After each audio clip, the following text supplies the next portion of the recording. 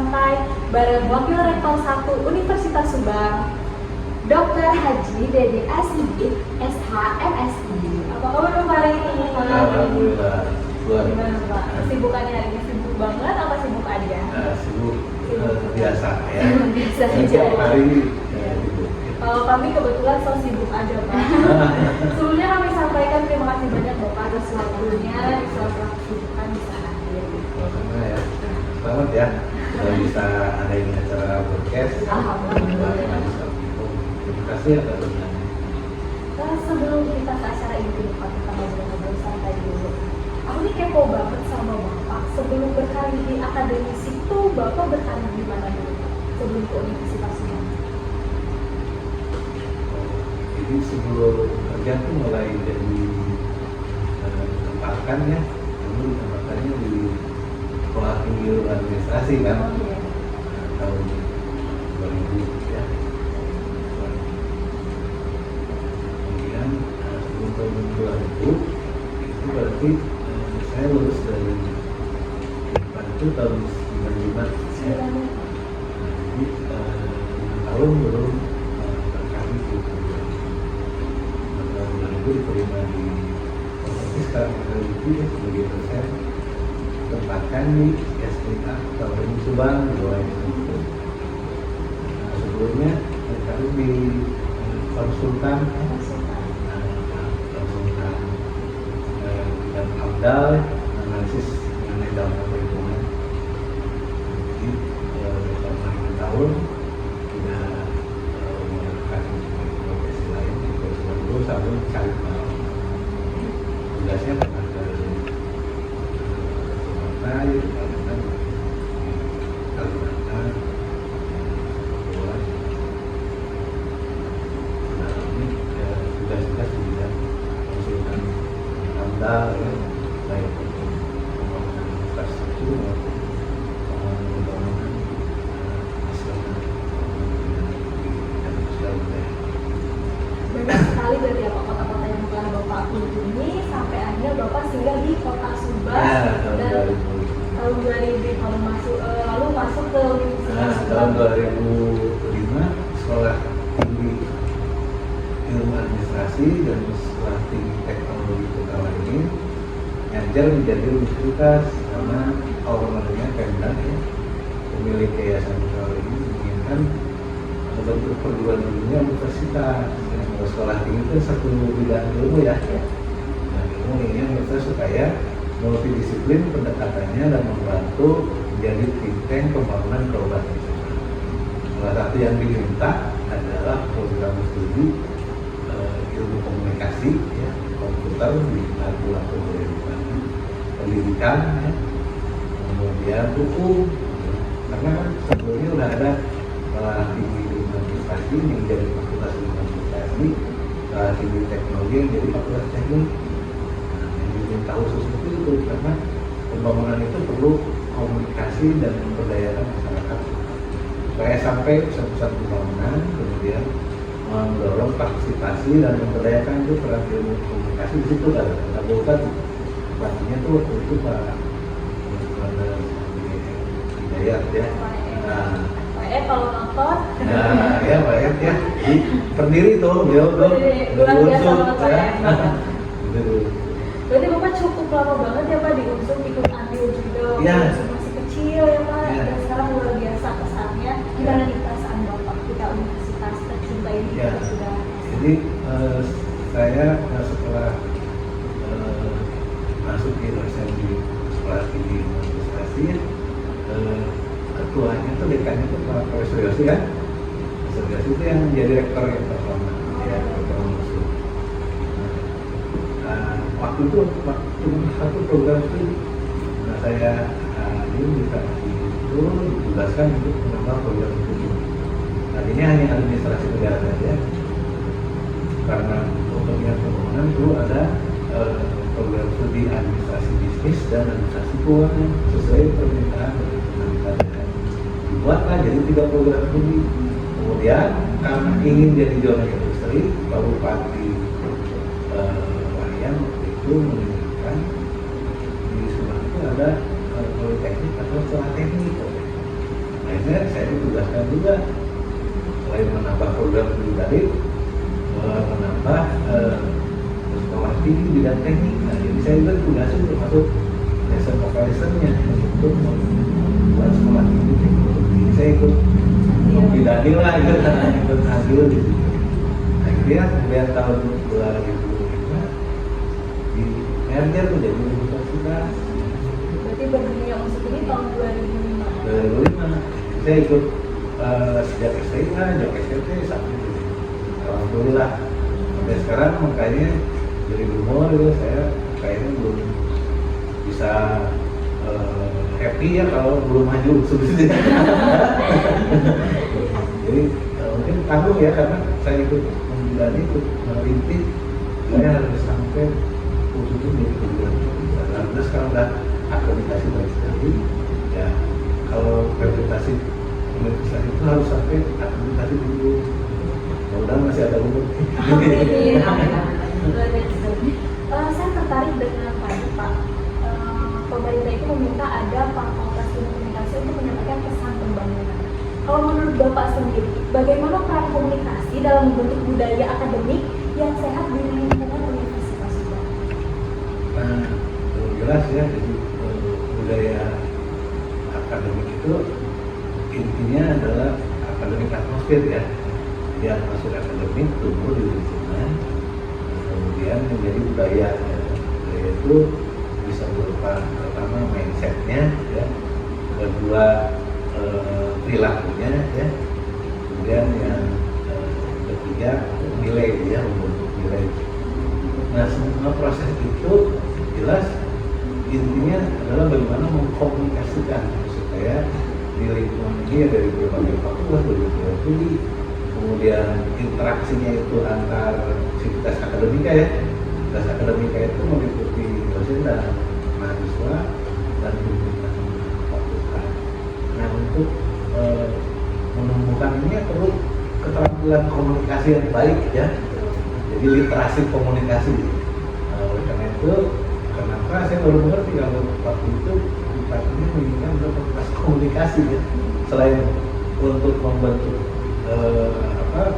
penguatan organisasi dan budaya organisasi, juga membentuk brandingnya keluar ya. Jadi komunikasi itu tugasnya ternyata berat gitu ya. Di dalam memperkuat keluar branding gitu ya. Nah, jadi saya mengerti satu, karena saya backgroundnya bukan komunikasi ya. Tapi sambil berjalan itu akhirnya ternyata di sini berat komunikasi gitu ya.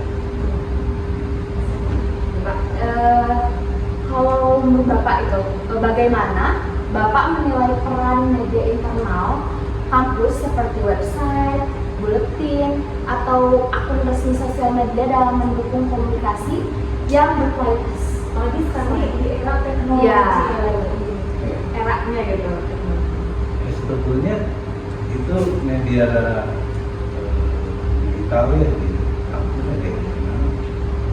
Saya waktu mendirikan itu sudah bisa memprediksi bahwa 10 tahun ke depannya dari tahun 2005 sampai 2012 itu akan terjadi lompatan teknologi informasi, akan terjadi lompatan dulu disebutnya ITC ya, Information Technology Communication. Kalau sekarang kan digital aja, media digital, padahal asal masalahnya itu TIC ya, teknologi informasi dan komunikasi. Jadi antara teknologi komputer dan komunikasi itu satu dulu. Satu ruang lingkup gitu. Nah, jadi udah kebayang kalau kan itu wajib mata kuliah TIC ya, TIC loh, bukan komputer. Teknologi informasi dan komunikasi jadi mata kuliah wajib 1, 2, 3, 4 gitu. Cuman karena lebih familiar dengan istilah komputer ya, jadi K-nya jadi gelap, tapi D-nya dipelajari.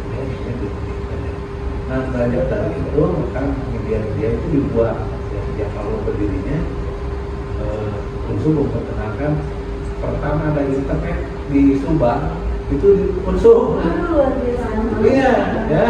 Waktu itu masih pakai providernya Nusantara di Pos Biro ya. Nah, pas dulu belum ada Telkom tuh. Berarti masih Pertama media internet itu providernya adalah Internet Nusantara dikelola oleh Posbiro.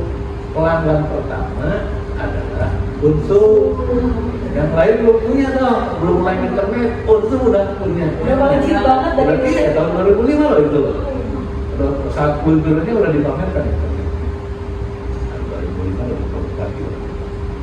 Nah, karena sudah melek internet, dibuatlah websitenya. Ya, kemudian tahun 2015 seluruh fakultas punya web, buatan linknya ke universitas.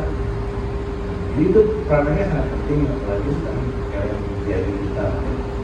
Hanya menurut saya nih ya, pertama mungkin kurang edukasi ya kepada mahasiswa supaya lebih mengakses informasi itu ke media digital kampus ya.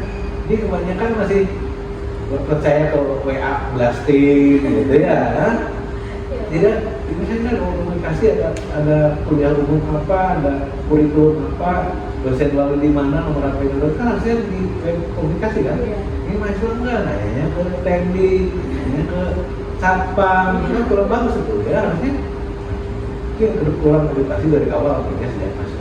Yang keduanya kita-kitanya nggak update webnya.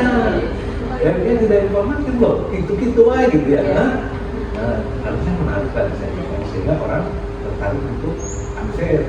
Berarti kan orang tertarik supaya apa? Supaya bisa orang ada notifikasi dan benar ada web. Biasanya algoritmanya harus dibangun ya, benar kan? Nah, ini kelihatannya nggak terbangun algoritmanya sehingga di mahasiswa itu nggak memperoleh akses-akses media. Padahal itu penting menurut saya. Harus dihidupkan. Nah, tolong nanti ke depannya komputer dengan komunikasi menghidupkan lagi. Itu betul sekali. Kolaborasi loh sama komputer, kerja sendiri. Tapi kalau kontennya boleh dari komputer sendiri.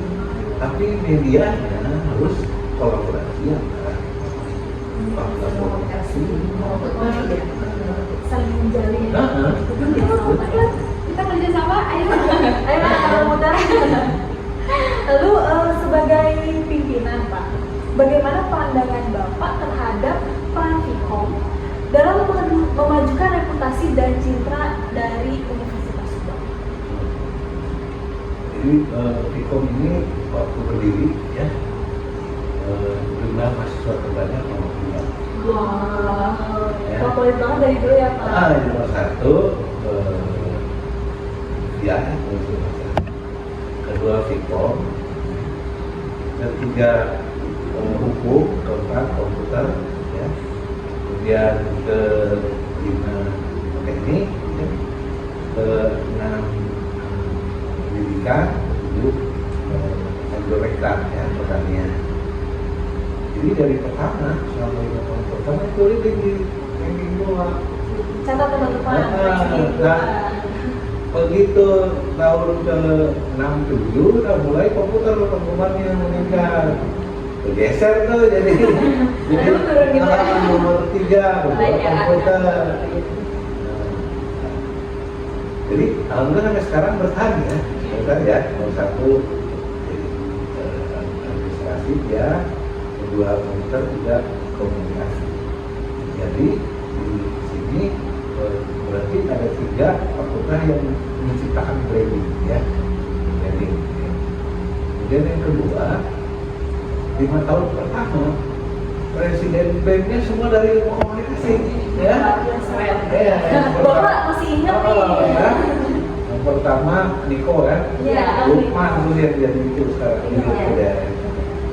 Jadi memang dari awal komunikasi ini sudah membawa kompetisi yang mengangkat dari musuh ya. Jadi mungkin karena disiplinnya ya, itu kedua mungkin peminatan masyarakatnya. Kemudian yang ketiga kinerjanya di fakultas ilmu komunikasinya karena bisa bekerja sama dengan media, bekerja sama dengan dunia industri, dunia usaha ya. Nah, sehingga lulusannya maupun program magangnya mudah gitu untuk bekerja. Kemudian media membantu mengangkat branding fakultas komunikasi otomatis unsurnya tangkap gitu. Jadi itu menurut saya Tunggu kali gitu ya. kan magangnya kan di BUMN kan banyak ya. Iya. Kemudian program-program magang dengan TLU ya, Universitas Telkom, Telkom University, yang pertama menjalin pembelajaran pertukaran mahasiswa PPKM dengan perguruan tinggi akreditasi unggul dan bereputasi internasional Fakultas Komunikasi.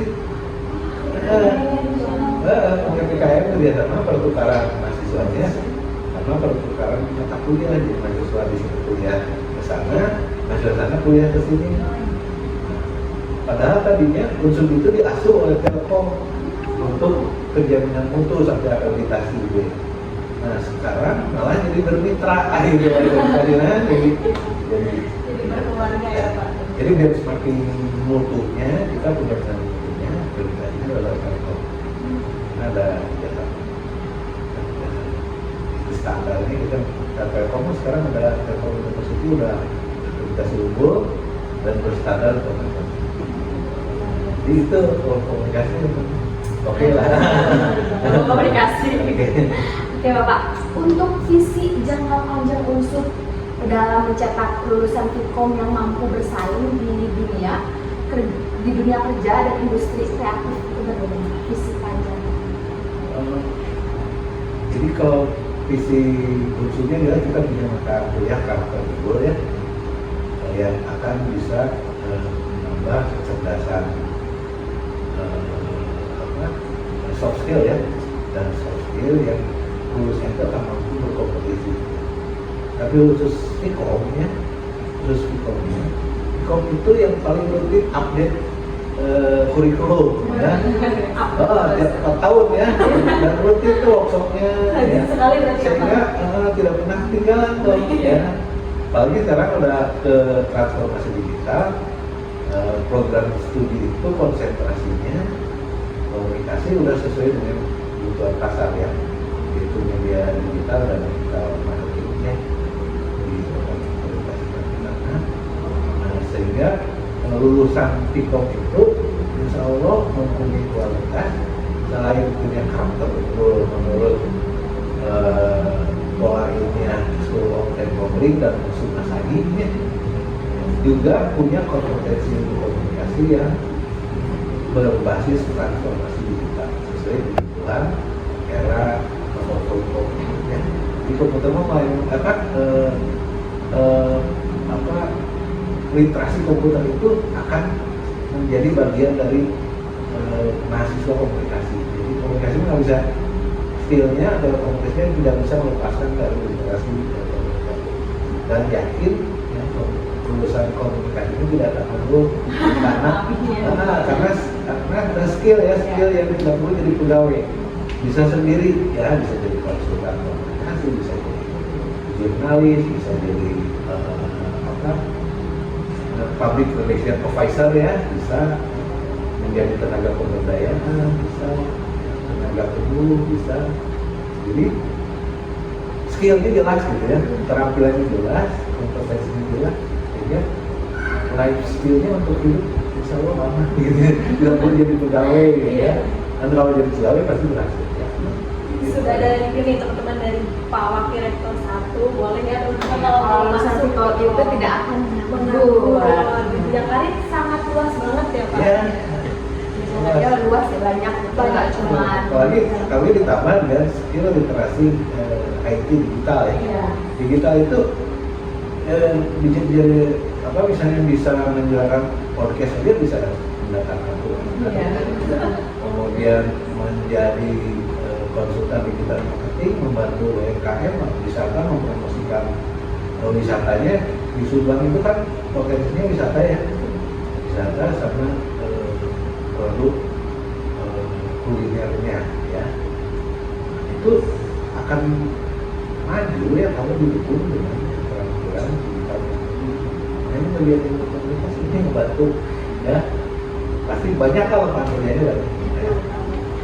Lalu aku tertarik dengan ini Pak. Komunikasi ini kan lapangan kerjanya luas ya Pak. Tapi yang jadi pertanyaanku adalah apakah Unsur ini sudah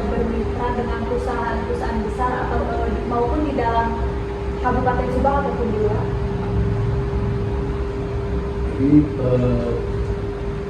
di Unsur itu ada biro kerjasama ya, yang melayani kerjasama baik tingkat universitas ya, membuat MOU. Jadi semua MOU itu dibuatnya di universitas.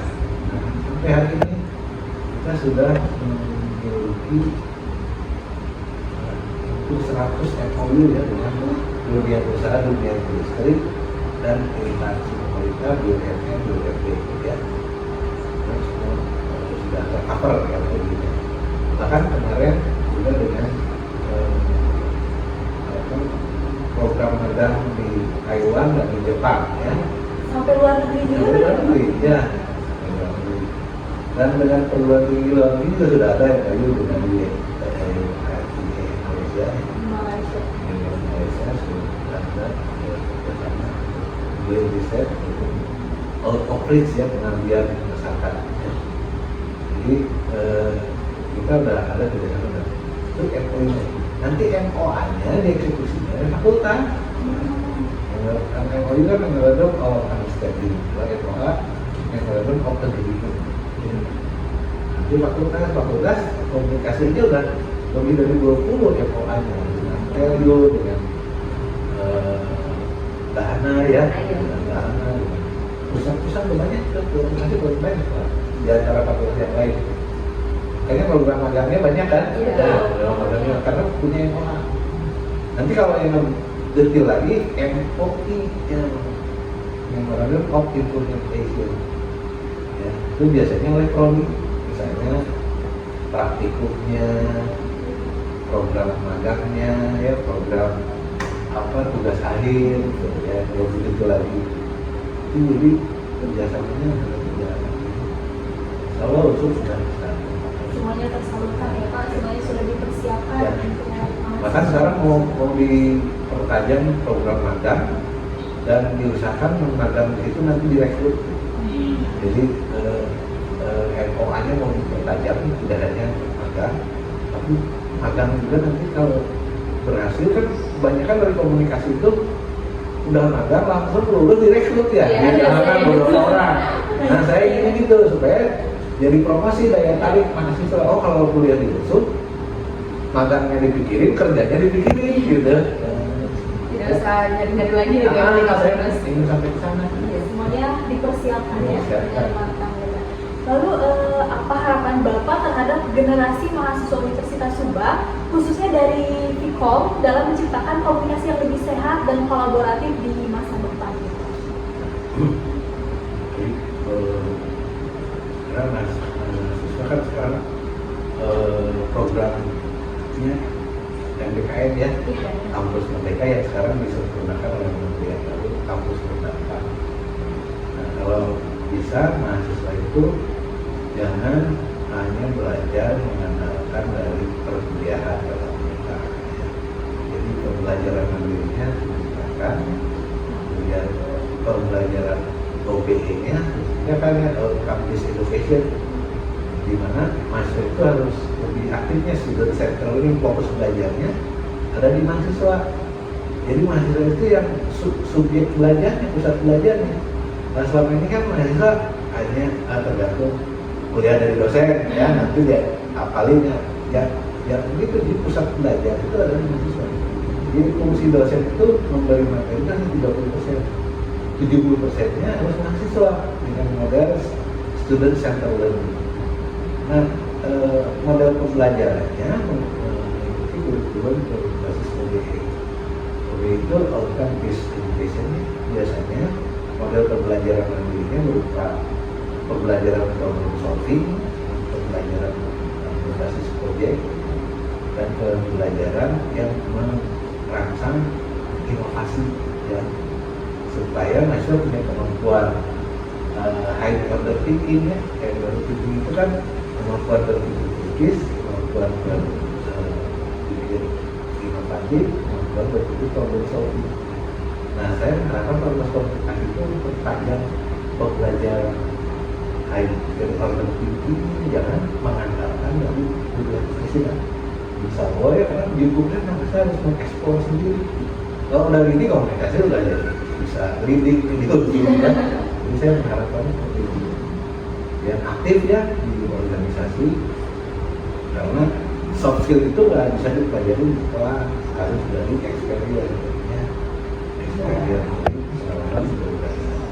Jadi aktif berorganisasi terus sama dengan merasa soft skill. Bekal untuk hidup setelah lulus itu soft skill ya. Jadi experience penting ya, kemudian eksperimen penting, riset ya. Dari orang itu eksperimen, riset pengetahuan riset. Udah ekspektasi inovasi. Ya dia harus tiga komponen dikuasai. Ya. Lalu berbicara harapan, Kak, ngobrolnya seru banget ya. Berbicara tentang harapan, Kak. Bapak kan sudah lama duduk di Universitas Subang, banyak sekali hal-hal yang Bapak ikut serta di Universitas Subang, sampai Universitas Subang sudah sebesar ini dengan banyaknya mahasiswa gitu, Pak. Bapak sendiri masih ada target atau harapan ya untuk Universitas Subang untuk di akhir pensiun Bapak nantinya? Ya. Jadi targetnya sekarang saya tuh ini mahasiswa unsur itu jumlahnya 10.000. Nah, sekarang itu student body-nya 4.000 ya, 4.000 ya, belum pernah mencapai sampai 5.000. Tapi kalau 4.000 ini rawan ya. Rawannya apa? Kalau lulus ya, berarti kalau setahun lulus sekali wisuda 600, berarti kalau kali wisuda itu 1.200. 4.000 dikurangi 1.200 berarti tinggal 2.800 masih berakhir. Nah ini menurut peraturan ada kan suatu universitas jumlah mahasiswanya ini di bawah 3.000 itu dianggap program-programnya sudah. Jadi bisa-bisa di PMC dengan program lain maksudnya lebih banyak. Kalau master banyak itu berarti kan peminatnya banyak, reputasinya tinggi kan. Jadi dalam kacamata reputasi, apabila masih miskin, berarti reputasinya kurang ya.